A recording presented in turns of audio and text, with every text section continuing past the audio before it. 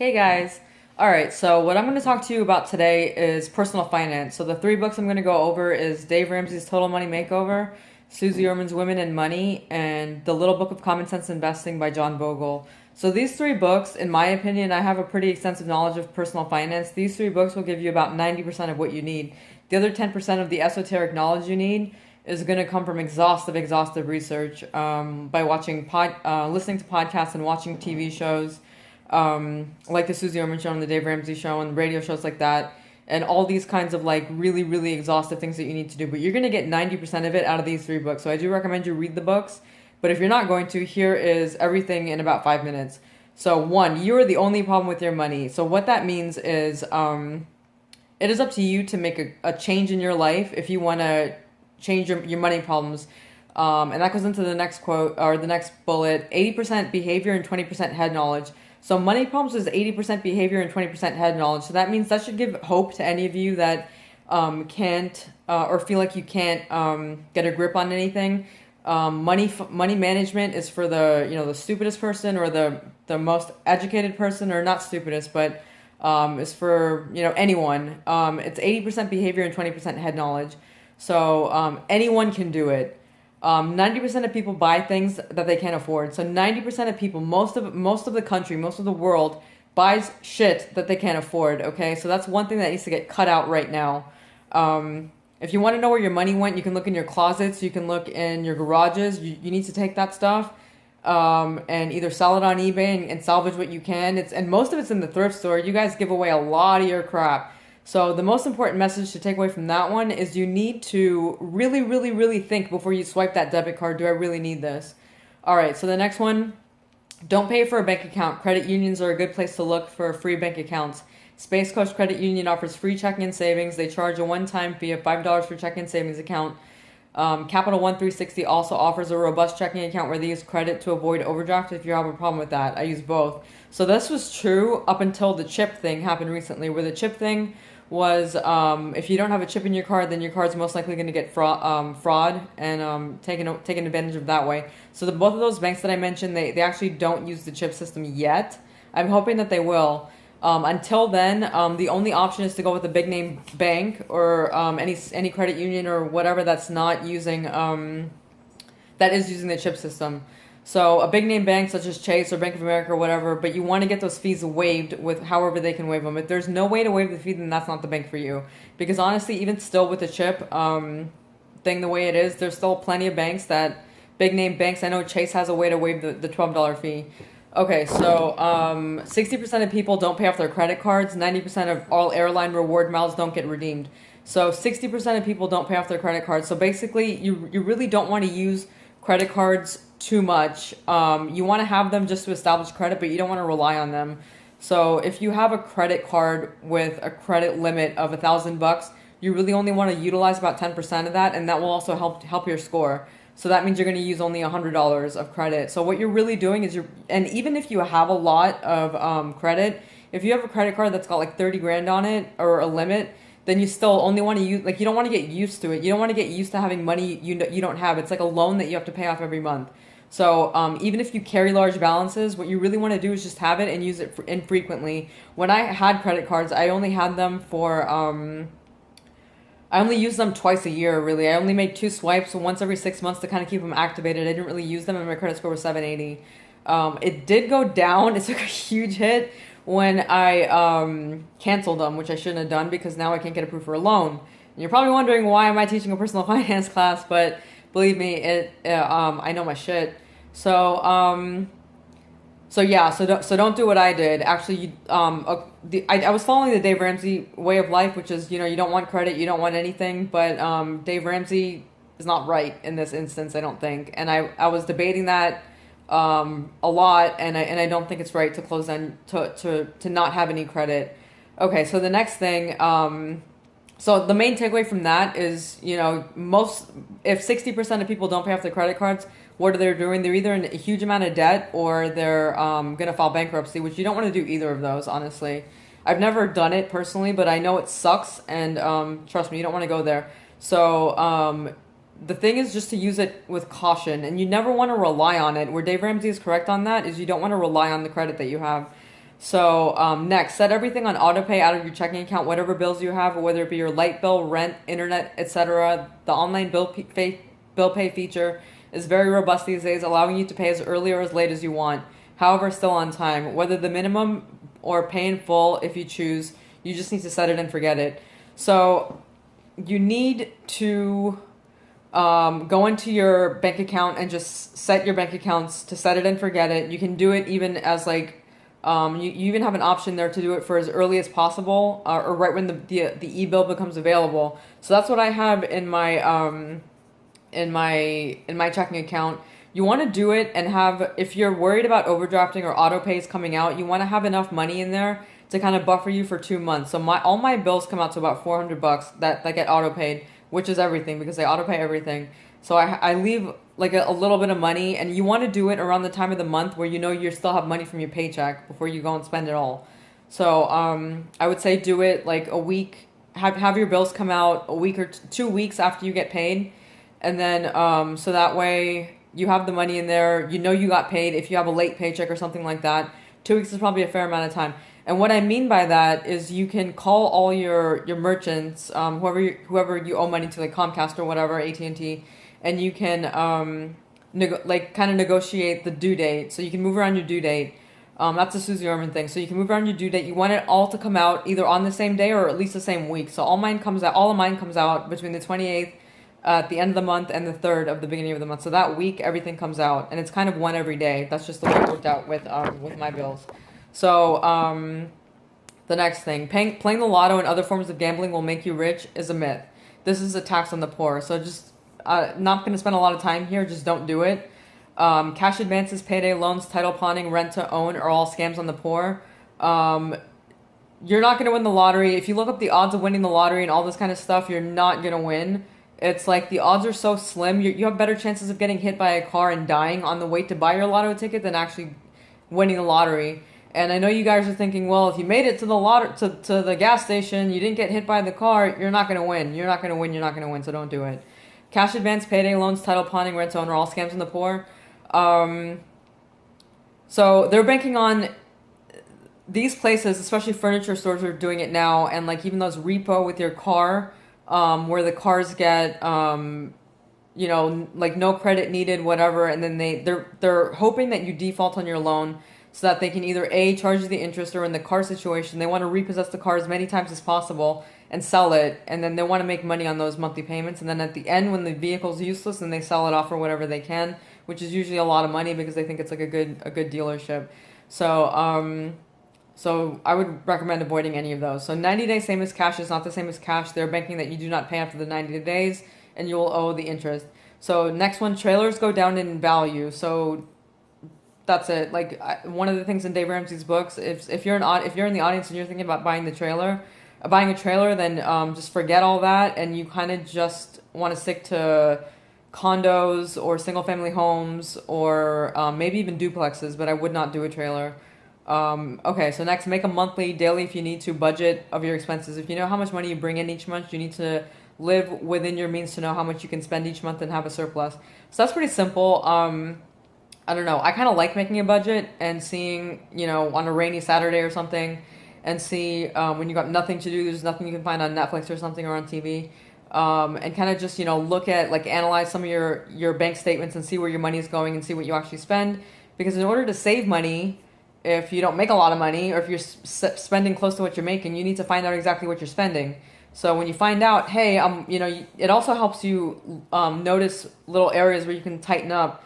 If you're buying a can of Coke every day, and it's costing you $1.35 or whatever at the gas station, then, you might want to say, like, hey, this like $30 or whatever, this $30 or $45 is, maybe I should buy a can of Coke once every other month, and then you'll have money more for your cell phone or something. So it's good to do that. It's just, I don't know. If you don't have a budget, you don't know how much money you're making, and you don't know how much money, or if you know how much money you're making, you should also know how much money you're spending. All right, next one. Most millionaires buy a used car.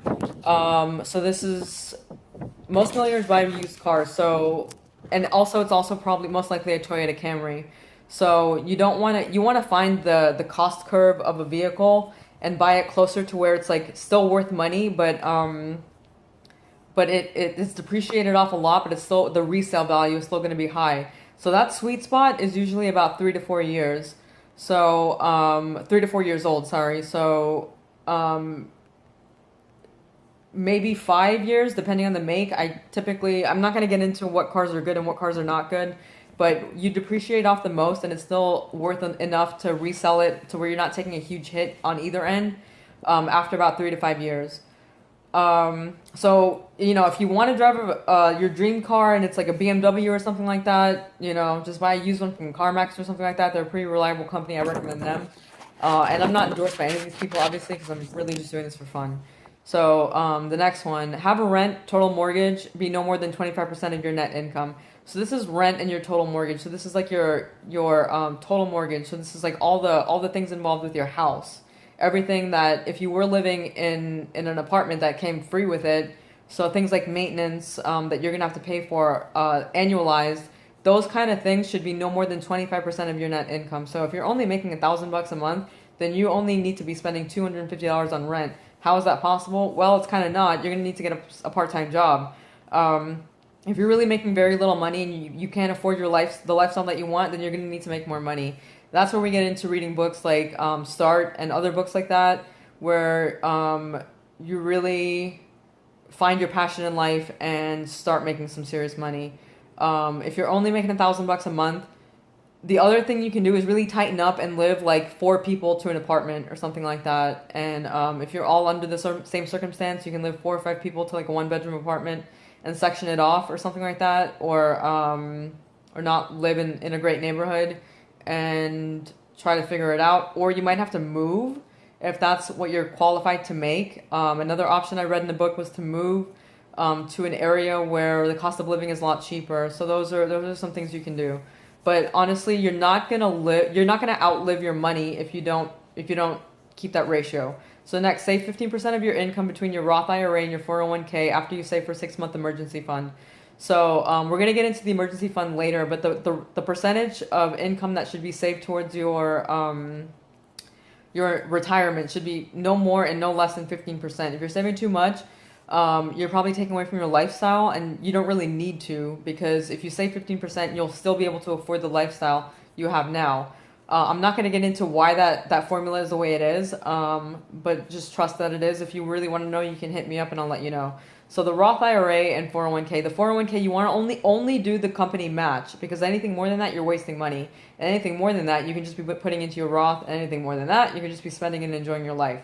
So whole life is bad because you will pay more. Term is the correct type of life insurance. So back in the 80s, salesmen used to make a ton of money selling whole life insurance, because if anyone knows the way that CFPs, or whatever they're called, certified financial planners, work, they're more sales jobs. They're not going to go over any of this stuff with you. They're going to go over more how they can bleed you dry, and they do. So I don't recommend whole life insurance. You end up, if you cost it out, you're paying more like $200 a month, and then you're better off just buying a term life insurance policy, which is like, I don't know, like a fraction of that, $25 or $30 or maybe even $50 a month. And then you take the extra $150 and you invest it at 8%. So that's the idea behind that, is because it's a waste of asset. It's a waste of actual cash. So, okay, so max out your 401k to the employer's match. Don't pass up free money. We talked about that. Max out your Roth IRA to the annual contribution limits. There are tax advantages to this, and you're the only one that's going to prepare for your retirement. You cannot outlive your money. So the whole thing here is not to be homeless. And the way that you're going to do that is to invest in a Roth IRA. You want to do it to the maximum contribution. Now, here's a little trick. Now, if you have a son or daughter, here's 2 tricks, and they're infants. If you put $7,000 in not a Roth IRA, but a brokerage account, because you can't use that, they can't invest because they're not old enough to earn the money. It's not them doing it. But if you put it in a regular investment account, and it gets 8% a year, by the time if you do that on the day they're born, and by the time they retire at 65, they're gonna have $1 million in the bank. So they really don't have to worry about 65 and over. They just have to worry about 0 to 65. But when they're 65, they're gonna have $1 million. So that's a magic number. That's a magic number to remember. $7,000 the day that you're born. Another one is another cool trick, if you have the funds to do it, is if you have an extra 5 grand a year and you have like one kid, which maybe some of you do, you can have them be like a like kind of like an employer for, like, you can make up a company, an LLC, and make, or if you have a company, you can definitely do it. A lot of people put their kids on their company, pay them the $5,000 a year, and then invest the whole thing into a Roth IRA. So if you start that young enough, by the time they retire, they literally will have like $15 million in the bank account. Another way around that, if you don't want to open a business account, or you don't have a business account to do it with, is when the kid turns of the age of, old enough to work, about 14 or 15, you can, whatever money they earn, they can put that money, if it's 5 grand a year, then that's good. If it's more than that, then that's great. I don't know if it will be, but they can put that money in an investment account, and they can, or in a Roth IRA, really, and they can put that money in a Roth IRA, and then it'll grow at 8%, whatever the amount a year. And if you start early enough, the key component in this equation is time. And if they start at 15, then by the time they're 65, what is that? That's like 50 years worth of growth. So most people only get about 30 years, so you're almost doubling that. So they'll also have about $10 million. You can do the numbers on a financial calculator, but I mean, that's pretty much what it comes out to. And the only thing that changes that dramatically is the interest rate. So if you're getting about 8%, which is about what you're going to get for the majority of the time, unless you switch to bonds later on, then your kids should be rich. And if you love your kids, then you should really do that. So what I'm going to do with my kids is when I have them, is I'm going to, whatever they earn at school, I'm going to give them the money out of my pocket, and then take their 5,000 and then put it in a Roth IRA. So that's a really, really cool trick that took me a long time, a lot of research to learn. I didn't learn it in any of these books, but that is really interesting. You kind of need to talk to a financial planner or a certified or a CPA to get that kind of information. So the next thing, know what things cost. Scan the ads in your local grocery store. Avoid expensive grocery stores if you're trying to save money. Learn how to cook and meal plan. You can save a ton of money. Try not to spend money on outside food for a week, and see how much money you can save. So this is just a little budget tip. I find that where most people waste their money is on food. One, they don't know how to cook, so they end up eating out a lot. Even if you're spending very little money, it might be affecting your health. And honestly, the Dave Ramsey thing of eating, what is it? Eating ramen noodles and all that, or like spaghetti and ketchup or whatever he says to do. That's crazy. Like, I would never do that, honestly. But I would learn how to cook, and when you learn how to cook and do it this way and scan the local ads and stuff, that paper that comes to your mailbox, those like little grocery ads, and you find out, where chicken costs like 99 cents a pound and stuff like that, and you actually start using it and doing it, and then you start looking at, instead of my YouTube, you look at like Jamie Oliver's YouTube, and then you're like cooking, and then it's like, wow, I'm cooking, and then it's like you did a meal for like $1. So that's where you can really save some money, is if you cut your largest expenses, like food, your car, and your home, which we're going to talk about all that. So so the next thing is shop at thrift stores for your home and clothes. Some thrift stores have deals and less expensive than others. So I mean, not everything needs to be bought in Home Goods or Pier 1 or whatever. Little things, like little curio kind of things, you can probably pick up at a thrift store. I'm also talking about Goodwill, but I'm also talking about there's other better, like not really better, but like other ones that have like brand name thrift stores, I guess, if you want to call them. You can find some good deals in there, and the things that are good, things that are bad, but just check it out, and you got nothing to lose. So here's the plan. So the next couple of minutes, and this is the end of it, we're gonna go over a plan for how to get rich. So this is Dave Ramsey's baby steps. So step 1 is save $1,000. Whatever you got to do, save $1,000. If you make $1 million a year, save $1,000. If you make 30 grand a year, save $1,000. If you have no money in the bank account, save $1,000. 49% of Americans could cover less than a month of expenses if they lost their job right now.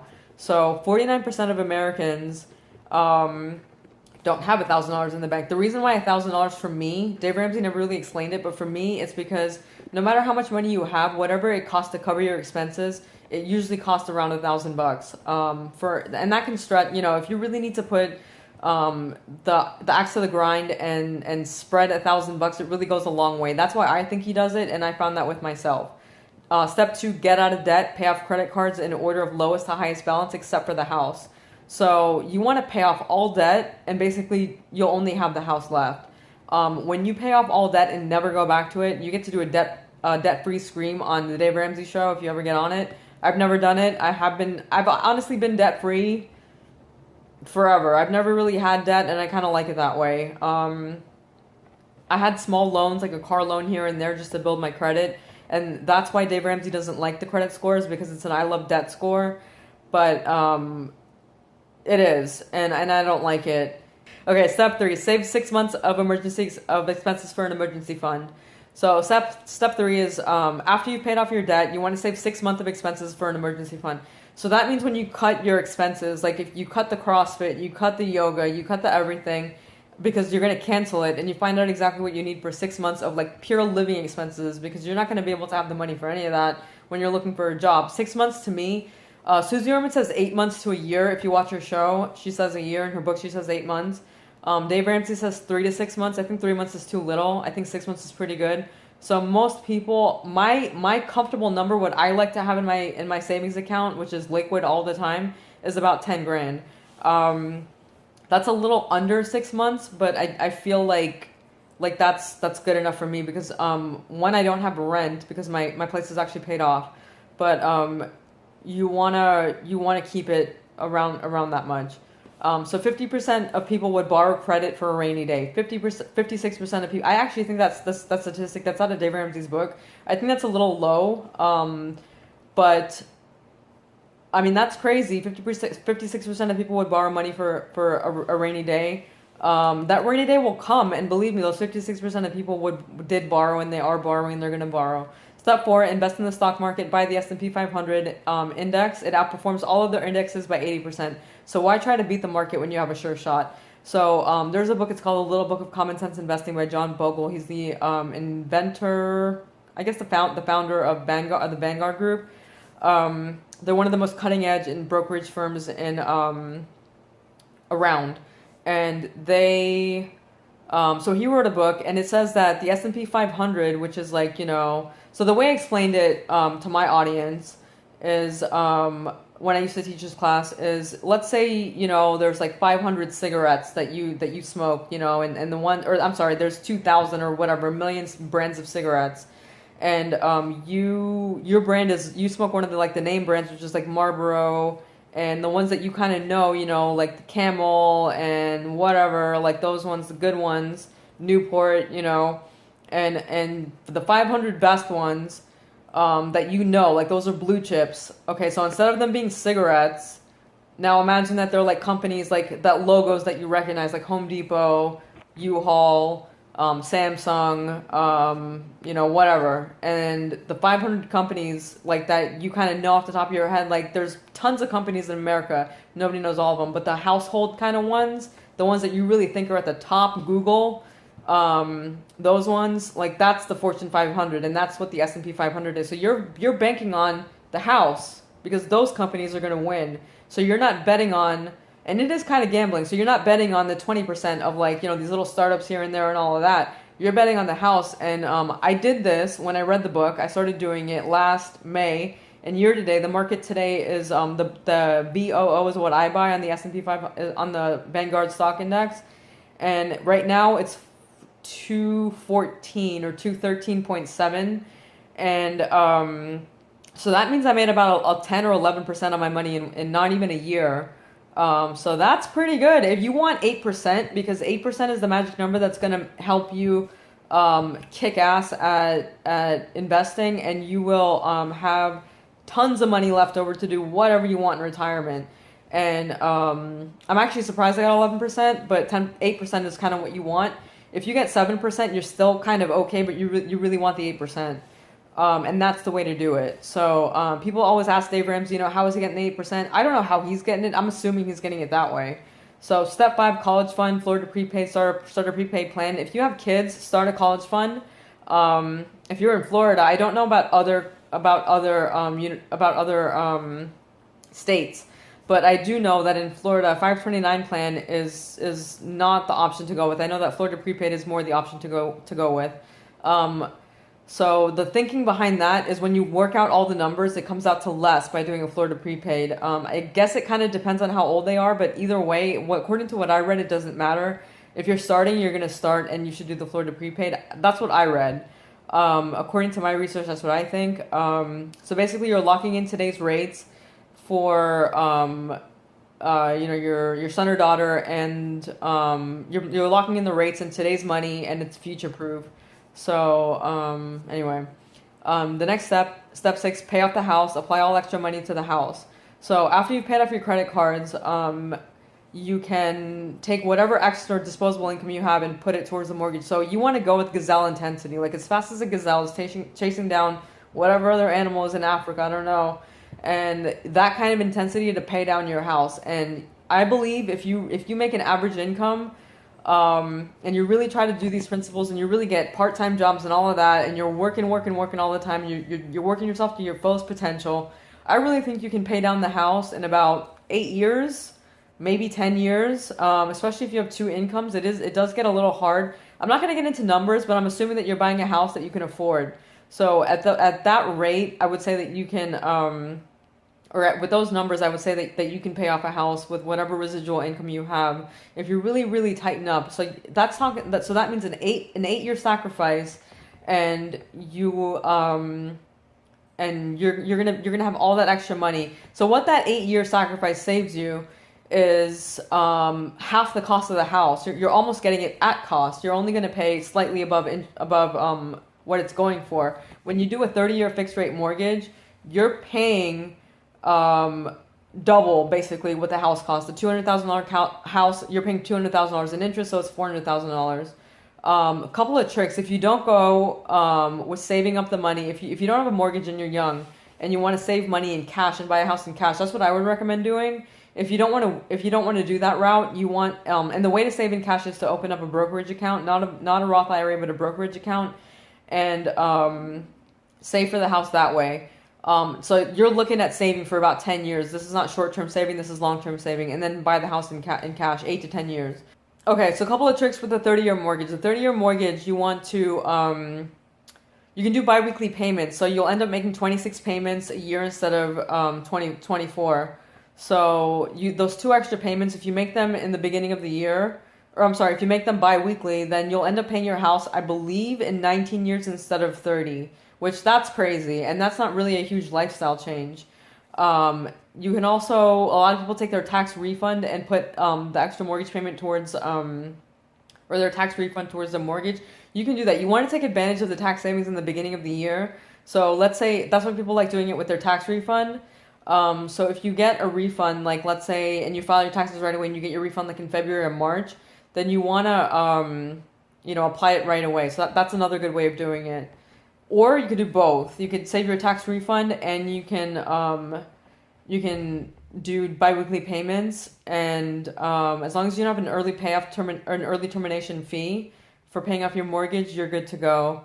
And doing both of them, you'll probably pay it off. I don't know exact numbers. I don't know if anyone's ever worked it out, or I guess they can't because they don't know what your tax refund's gonna be. But I guess people are looking at like, I don't know, a couple thousand maybe.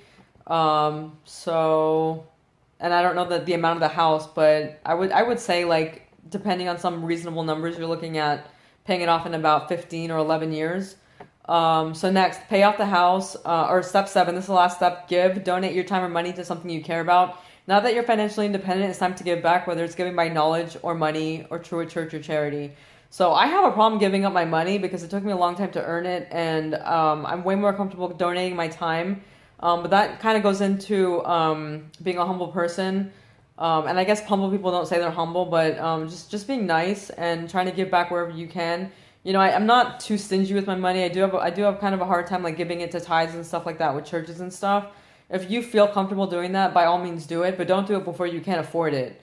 So, but definitely do give something. So, I mean, when I was in the store during the hurricane, I saw this guy in line and he couldn't pay for his groceries because he forgot his wallet. So stuff like that, like I offered to pay, like whatever, it was at the dollar store, so it was like $5 worth of stuff. Something like that I'm kind of fine with. But offering, tithes to a church, I'm not really comfortable with that. I'm sorry. Anyway, I hope it helped. Thanks.